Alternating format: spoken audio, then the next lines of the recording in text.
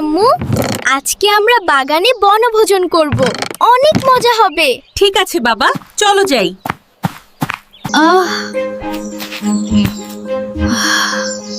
এখানকার বাতাস কত সুন্দর।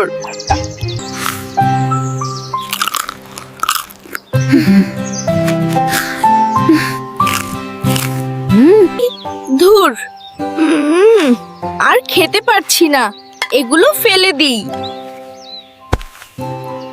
দাঁড়াও মেহেদি, খাবার কি ফেলে দেওয়ার জিনিস? এটা তো আল্লাহর নিয়ামত।